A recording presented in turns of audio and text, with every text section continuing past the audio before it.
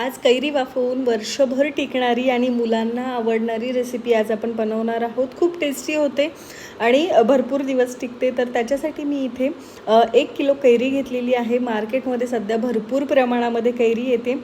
तर ही कैरी स्वच्छ धुवून घेतलेली, ही आपल्याला वाफवून घ्यायची. साधारण 10 मिनटासाठी वाफवली तरीही छान वाफते ही कैरी.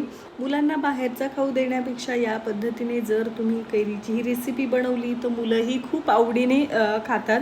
तर आता तुम्ही पाहू शकता आपली कैरी आहे ती वाफलेली आहे. खूप जास्त वेळ लागत नाही. तर ही आता आपल्याला पूर्णपणे थंड करून घ्यायची. कैरी आहेत त्या पूर्णपणे थंड झालेल्या आहेत. त्याच्यानंतर याचं देठ आहे ते काढून टाकायचं आहे आणि याचं सालसुद्धा वेगळं करून आपल्याला याच्या आतला जो पल्प आहे तो काढून घ्यायचा आहे आणि त्याचे बारीक तुकडे करून घ्यायचे आहेत. तर खूप टेस्टी रेसिपी होते. तर या पद्धतीने मी सगळा पल्प आहे तो काढून घेतलेला आहे बघा. त्याच्यानंतर इथे एक मिक्सरचं भांडं घेतलेलं आहे. याच्यामध्ये आपल्याला कैरीचे तुकडे थोडे थोडे टाकून याची बारीक अशी प्युरी तयार करून घ्यायची आहे. जर तुम्हाला असं वाटलं मोठे काही तुकडे राहिलेले तर परत मिक्सरला आपल्याला फिरवून घ्यायचं आहे. पण आपल्याला याची एकदम बारीक अशी प्युरी तयार करून घ्यायची. एक जाड बुडाची कढई घेऊन त्याच्यामध्ये आपल्याला ही प्युरी टाकायची आहे. त्याच्यामध्ये आता काही मसाले घालायचे आहेत.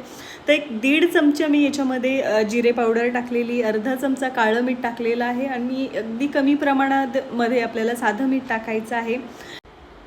याच्यामध्येच आपल्याला आता 1.5 कप गूळ बारीक चिरून घालायचा आहे. तुम्ही साखरसुद्धा घालू शकता, पण साखरेपेक्षा गूळ नेहमीच हेल्दी राहतो.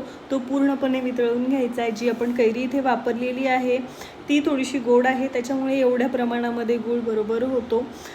जर तुमची कैरी खूप जास्त प्रमाणात आंबट असेल तर गुळाचं प्रमाण किंवा साखरेचं प्रमाण तुम्ही वाढवू शकता.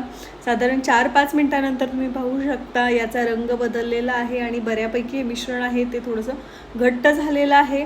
तर आपल्याला सतत हलवत हे घट्ट करून घ्यायचे जोपर्यंत हे कढई सोडत नाही. तर आता मिश्रण तुम्ही पाहू शकता बऱ्यापैकी घट्ट झालेलं आहे आणि ते कढई सोडायला सुद्धा सुरुवात झालेली आहे. त्याच्यानंतर एक चमचा घ्यायचा आपल्याला, त्याला या पद्धतीने हे मिश्रण लावून घ्यायचे, पातळ लेयर द्यायची आणि थोड्या वेळासाठी थंड होण्यासाठी साईडला ठेवायचं आहे. आणि हे मिश्रण आहे ते आपल्याला सतत हलवत राहायचं आहे. तर चमच्यावर जे मिश्रण लावलं होतं तुम्ही पाहू शकता पूर्णपणे थंड झालेलं आहे. या पद्धतीने अगदी सहज याचा एक रोल तयार होतोय.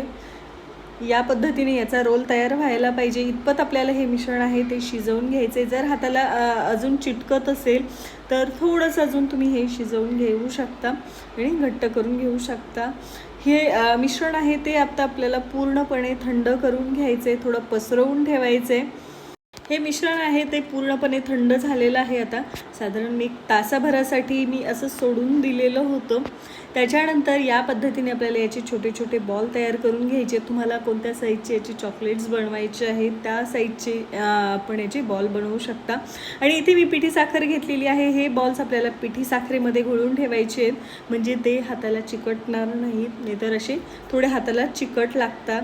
तर या पद्धतीने मी सगळे बॉल्स तयार करून घेतलेले आहेत. एखाद्या एअरटाईट बरणीमध्ये तुम्ही हे भरून भरपूर दिवसांसाठी स्टोअर करू शकता. मस्त लागतात आणि मुलंसुद्धा खूप आवडीने खातात. तर बाहेरची चॉकलेट देण्यापेक्षा तुम्ही या पद्धतीने घरी बनवून मुलांना देऊ शकता.